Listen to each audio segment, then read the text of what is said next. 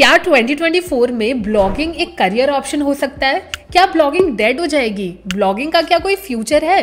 क्या ब्लॉगिंग को मैं फुल टाइम लेकर चल सकता हूँ? Hold on, take a deep breath, सारे क्वेश्चंस के आंसर करने वाली हूँ। पिछले 1 साल में ब्लॉगिंग में जितने चेंजेस आए हैं ना, मैंने अपने 4 साल के करियर में कभी नहीं देखे हैं। जनरेटिव एआई आ गया है, इतने सारे नए नए अपडेट्स डेली आते हैं, तो ब्लॉगिंग का जो लैंडस्केप है वो बहुत ज़्यादा इवॉल्व हुआ है और बहुत स्पीड से चेंज हो रहा है, जो हमें आने वाले टाइम में देखने भी मिलने वाला है। And before I start this video, I want to tell you कि don't get demotivated from this video. लेकिन अगर आप blogging as a career option लेकर चल रहे हो और फिर भी अगर आप अभी एम्प्लॉयड हो या आपके पास जॉब है, तो आई वुड डेफिनेटली सजेस्ट कि वो जॉब छोड़कर फुल फ्लेज ब्लॉगिंग बिल्कुल स्टार्ट मत करना।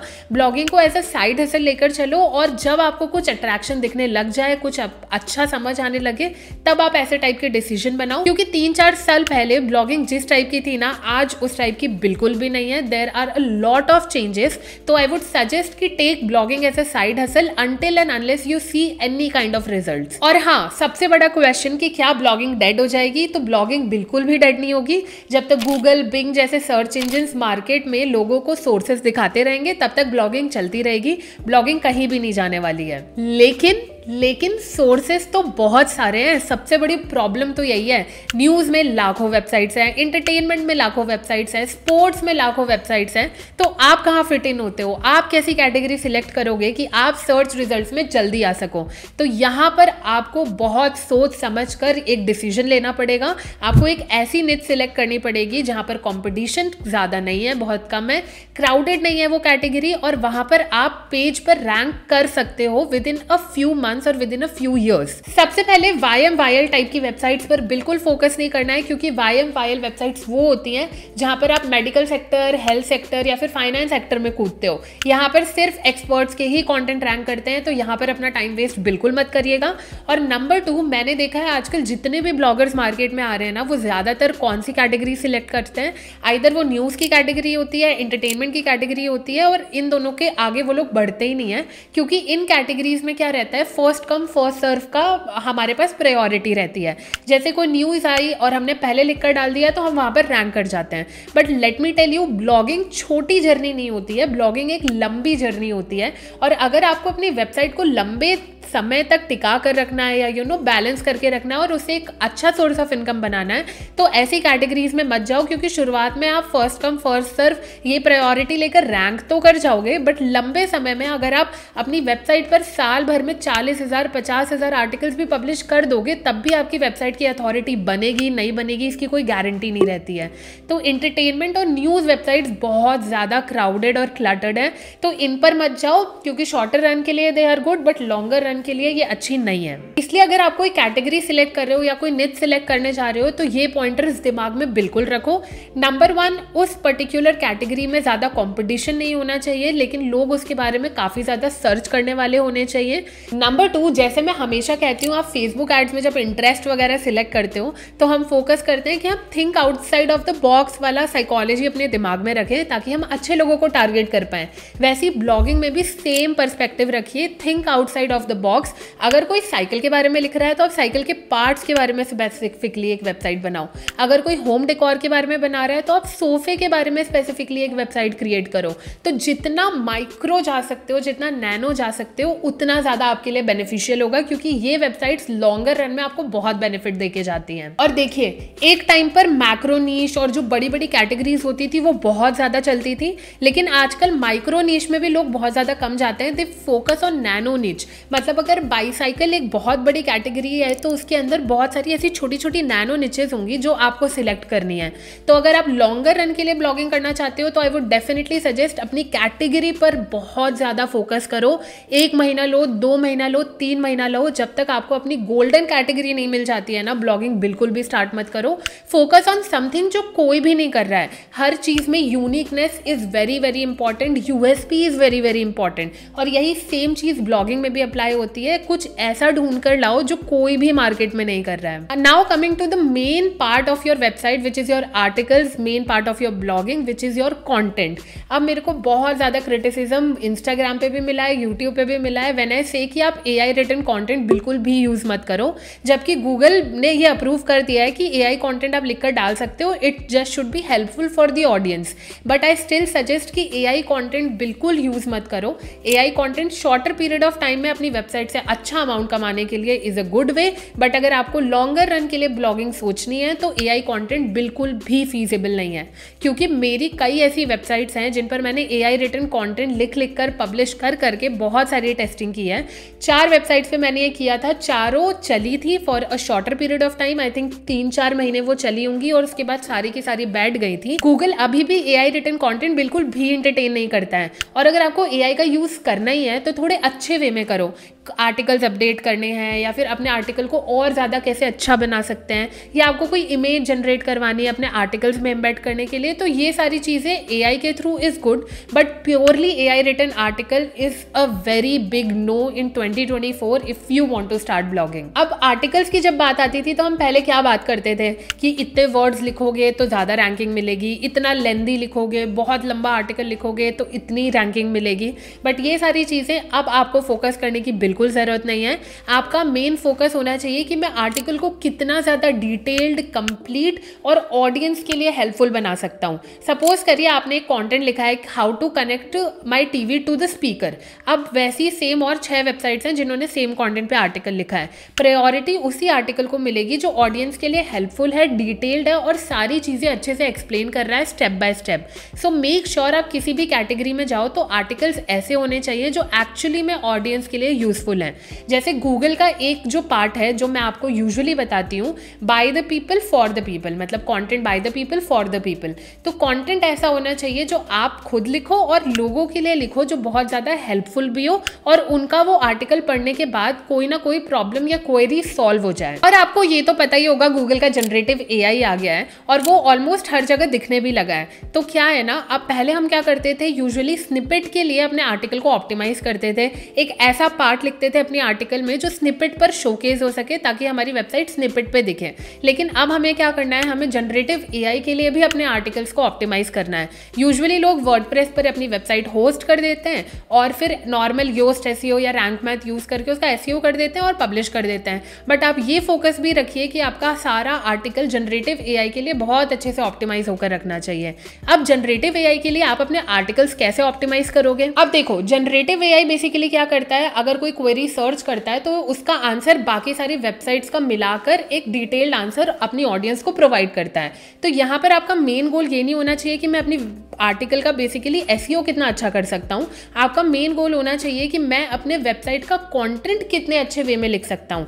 मतलब आपको अपने कोई भी आप क्वेरी या प्रॉब्लम का कोई आर्टिकल लिख रहे हो तो आर्टिकल में एक ऐसा पार्ट ज़रूर होना चाहिए जो बहुत ज़्यादा इफेक्टिव हो और बाकी किसी भी वेबसाइट ने उस चीज़ को मेंशन ना किया हो, ताकि जनरेटिव AI आपको एज ए साइटेशन इंक्लूड करे। और देखो, मैं बहुत बार ये भी बोल चुकी हूँ, ब्लॉगिंग जो है वो पूरा पेशेंस का गेम है। आप जितने लंबे समय तक अपने आर्टिकल्स को, अपने कंटेंट को, अपने वेबसाइट को अप टू डेट रखते हो, बहुत अच्छे से चलाते हो, आपको उतने बेटर रिजल्ट्स मिलेंगे। But in a future run, shorter run में सिर्फ वही वेबसाइट्स चलती हैं जो black hat SEO techniques use करती हैं या फिर जो ऐसी चीज़ें यूज़ करती हैं जो लॉन्गर पीरियड ऑफ टाइम के लिए नहीं चलती हैं।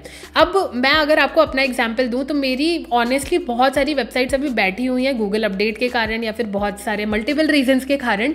बट कुछ ऐसी वेबसाइट्स हैं, 1 या 2, जो मैं लॉन्गर रन से कर रही हूँ। ऑलमोस्ट उसे करते करते मुझे 3-4 साल हो गए हैं। और उन वेबसाइट का सबसे बड़ा बेनिफिट क्या है कि मैंने उन पर कभी भी कोई भी टाइप की ब्लैक हैट टेक्निक नहीं यूज़ की है, बैकलिंक्स खरीदने की कोशिश नहीं की है। उस पर अथॉरिटी अपने आप बिल्ड हुई है क्योंकि वो बहुत सारी मल्टीपल प्लेसेस पर रैंक हो रही है और लोगों को पढ़ने में उसे मज़ा आ रही है। वो वेबसाइट मेरी 4 साल तक चली, बट जिन पर मैंने ब्लैक हैट टेक्निक्स यूज़ की या फिर जिन पर मैंने बैकलिंक्स खरीदने की कोशिश की, वो वेबसाइट यूजुअली नीचे चली जाती है किसी ना किसी गूगल अपडेट में। तो आपका मेन फोकस होना चाहिए कि आप अपनी वेबसाइट को बहुत ज़्यादा ऑथेंटिक लुक भी दें और ऐसी चीज़ें करें जो ऑडियंस को बहुत ज़्यादा ऑथेंटिक लगे। जैसे कई बार क्या होता है, मैंने देखा है मोस्ट ऑफ द ब्लॉगर्स क्या करते हैं, ऐड पर क्लिक करवाने के लिए स्क्रोलिंग लोडिंग के टाइम पर ही अलग अलग जगह पे एड्स प्लेस कर देते हैं और कोई बंदा स्क्रॉल करता है तो गलती से ऐड पर क्लिक हो जाता है। इससे यूजर का एक्सपीरियंस खराब होता है। आपको तो एक बार CPM आपका बढ़ जाएगा या आपको उस एड क्लिक से पैसे मिल जाएंगे, बट नेक्स्ट टाइम हो सकता है वो ऑडियंस आपके पास आए ना, क्योंकि ऑडियंस को क्या होगा ना, आपकी वो वेबसाइट बहुत ज्यादा स्पैमी लगेगी। तो यूजर एक्सपीरियंस अपनी वेबसाइट का भी रखना बहुत ज्यादा इंपॉर्टेंट है। अब let's talk about your website. 2024 में अगर आप ब्लॉगिंग स्टार्ट करने जा रहे हो तो आपकी वेबसाइट कैसी होनी चाहिए? इसका नंबर 1 आंसर यही है कि आप अपनी वेबसाइट को इतना अच्छा बनाओ कि उसका यूजर एक्सपीरियंस बहुत ज्यादा अच्छा हो। आप देखोगे गूगल पे कोई भी क्वेरी सर्च करते हो तो दिखाता है ना, the results was given in 0.0002 second. मतलब आप स्पीड समझ रहे हो गूगल की कितनी ज्यादा अच्छी है। अब मान लो आप उस पर रैंक कर रहे हो, कोई आपकी वेबसाइट पर क्लिक करता है और आपके कंटेंट को ही लोड होने में अगर 3-4 से भी ज्यादा सेकंड लग जाते हैं ना, तो बंदा वो बैक ही कर देगा, क्योंकि इतना पेशेंस है नहीं लोगों में। तो आई वुड डेफिनेटली सजेस्ट कि इन सारी चीजों के लिए, अपनी वेबसाइट की सिक्योरिटी के लिए, एक अच्छा SSL सर्टिफिकेट होने के लिए और अपनी वेबसाइट की होस्टिंग अच्छी रखने के लिए, सर्वर ऑप्टिमाइज रखने के लिए अच्छा होस्टिंग प्रोवाइडर लो।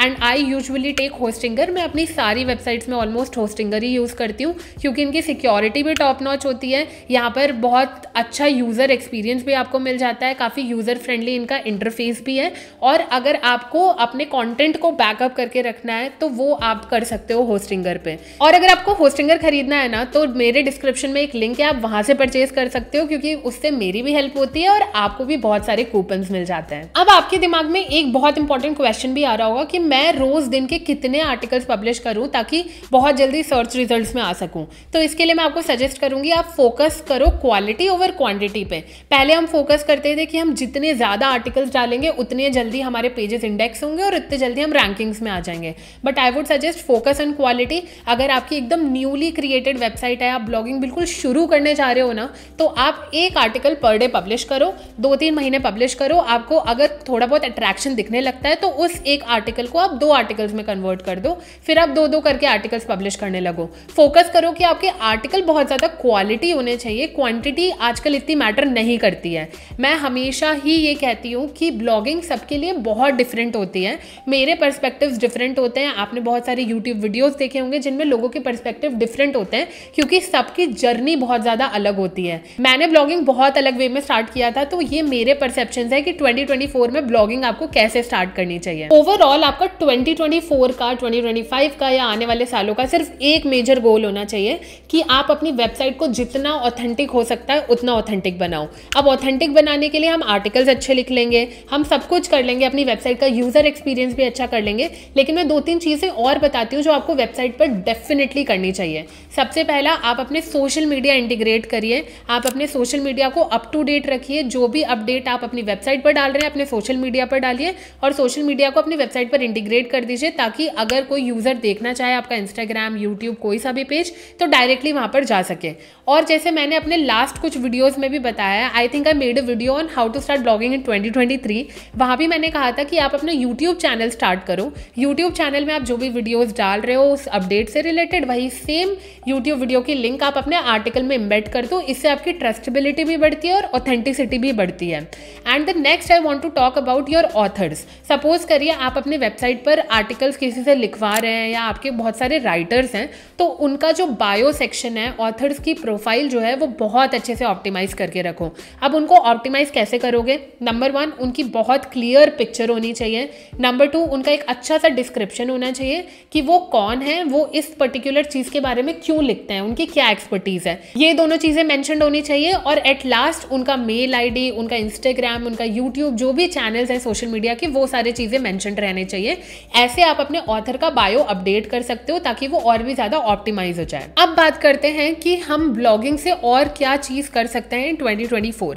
अब क्या होगा, अगर आपके कोई वेबसाइट पर ऑडियंस आती है तो इट्स रियली इंपॉर्टेंट कि आप उन ऑडियंस का डेटा अपने पास गैदर्ड रखो, जिसके लिए आप पुश नोटिफिकेशंस जैसे ऑप्शन को ऑन करके रख सकते हो। क्योंकि इन फ्यूचर आपके पास अगर गूगल से रैंकिंग नहीं मिलती है, आपकी वेबसाइट डाउन चली जाती है, आपके पास आपकी इंटरेस्टेड ऑडियंस का डेटा जरूर होगा। और लेट मी टेल यू, अगर आपके पास आपकी ऑडियंस का डेटा है किसी भी सेक्टर में, तो that is a gold mine for you. आप उससे सिर्फ ब्लॉगिंग नहीं ही स्टार्ट कर सकते हो, आप उससे और भी मल्टीपल चीज़ें कर सकते हो, न्यूज़लेटर्स क्रिएट कर सकते हो, एटलीस्ट अपनी टारगेट ऑडियंस को आप रीच आउट कर सकते हो even when your website is not doing good. तो अपनी ऑडियंस का डेटा कलेक्शन भी शुरू कर दो। अब यहाँ पर आता है आपका सबसे बड़ा डिसीजन कि आप ब्लॉगिंग को शॉर्टर पीरियड ऑफ टाइम के लिए लेकर चलना चाहते हो या फिर लॉन्गर पीरियड ऑफ टाइम के लिए लेकर चलना चाहते हो, क्योंकि दोनों में से आपको एक डिसाइड करना पड़ेगा, क्योंकि दोनों के जो पाथवेज है ना वो बहुत ज़्यादा डिफरेंट है। अगर आप शॉर्टर पीरियड ऑफ टाइम के लिए ब्लॉगिंग करना चाहते हो, जहाँ से आप थोड़ी बहुत इनकम जनरेट करना चाहते हो या कुछ अमाउंट इकट्ठा करना चाहते हो, तब तो there are lots of ways जहाँ से आप इनकम कर सकते हो। बट अगर आप उसे एज अ करियर ऑप्शन सोच रहे हो या फिर लॉन्गर रन के लिए सोच रहे हो या फुल टाइम करने का सोच रहे हो, तब आपको बहुत स्ट्रैटेजिकली ब्लॉगिंग में चलना पड़ेगा, क्योंकि आने वाले टाइम में जो कंटेंट वाला, सोर्सेज वाला, वेबसाइट्स वाला जो पार्ट है वो बहुत ज़्यादा डिफिकल्ट होने वाला है। और अगर आप लॉन्गर रन के लिए सोच रहे हो ना, तो मैंने जो पॉइंटर्स मेंशन किए हैं उन्हें अपनी वेबसाइट के लिए डेफिनेटली इंक्लूड करिएगा और इस बारे में अच्छे से सोचिएगा, क्योंकि अगर आप इन सब चीज़ों के बारे में नहीं सोचोगे ना, तो ब्लॉगिंग 2024 या आगे आने वाले सालों में आपका सस्टेन करना बहुत ज़्यादा डिफिकल्ट हो जाएगा। तो आई होप आपको समझ आ गया होगा कि इन फ्यूचर आपको ब्लॉगिंग कैसे स्टार्ट करनी है। दीज वर माई परसेप्शंस, क्योंकि मैंने जिस टाइप से ब्लॉगिंग स्टार्ट की थी और अभी मैं जहाँ पे हूँ, ये सारे मेरे परसेप्शंस थे और मुझे ब्लॉगिंग करते करते बहुत लंबा टाइम भी हो चुका है। तो आई होप आपको ये सारे पॉइंट्स बहुत अच्छे से क्लियर हो गए होंगे। अगर आपकी ब्लॉगिंग से रिलेटेड और भी कोई क्वेरीज हैं तो कमेंट सेक्शन में उन्हें ज़रूर मेंशन करिएगा। और अगर आपको लगता है इस वीडियो से आपको थोड़ी बहुत भी हेल्प हुई है तो इस वीडियो को लाइक ज़रूर कर देना और चैनल को सब्सक्राइब ज़रूर कर देना, ताकि मैं डिजिटल मार्केटिंग और ब्लॉगिंग से रिलेटेड कंटेंट बनाती रहूँ।